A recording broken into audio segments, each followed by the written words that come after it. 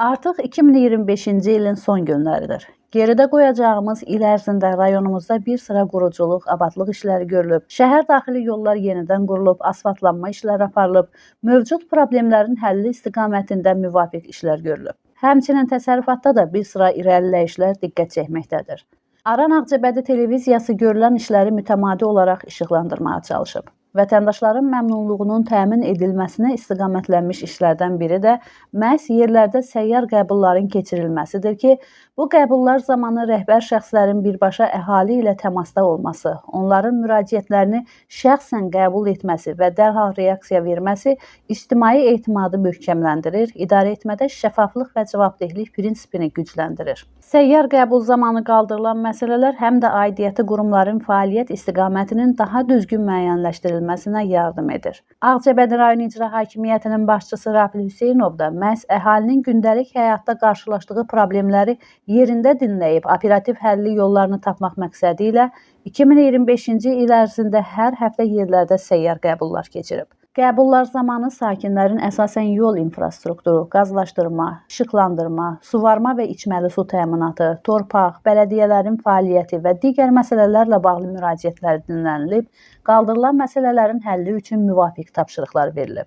2025-ci ilin sonuncu səyyar qəbulu isə dekabrın 24-də Ağcabədi şəhərinin müxtəlif istiqamətlərində Heydər Əliyev prospekti, həmçinin Namiq Abdullayev, Xəlfərəddin, Cəfər Cabbarlı, Həmidə Məmmədquluzadə və Rasim Tağıyev küçələrinin sakinləri ilə keçirilib.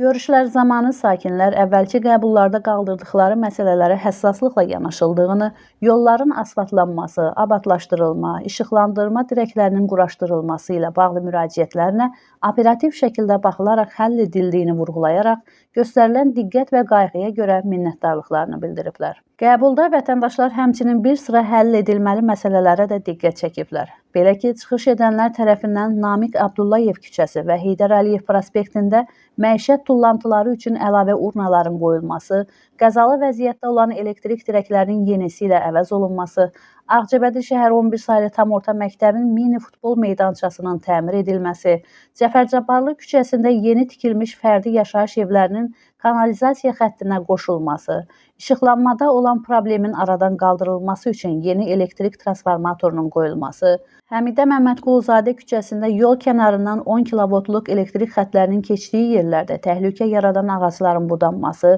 Rasim Tağıyev küçəsində müəyyən yerlərin işıqlandırılması və digər məsələlərlə bağlı köməklik edilməsi xahiş olunub.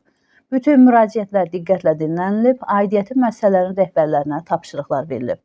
Beləliklə, hər zaman mediaya açıq şəkildə keçirilən və tərəfimizdən işıqlandırılan səyyar qəbullar bir daha göstərir ki, yerli icra strukturları və vətəndaşlar arasında birbaşa əlaqənin qurulması, insanların problemlərinin dinlənilməsi və onların həlli istiqamətində konkret addımların atılması cəmiyyətin rifahına xidmət edir. Məhsəti Musa, Kənan İsayev, Aran Ağcabədi İnternet televiziyası üçün.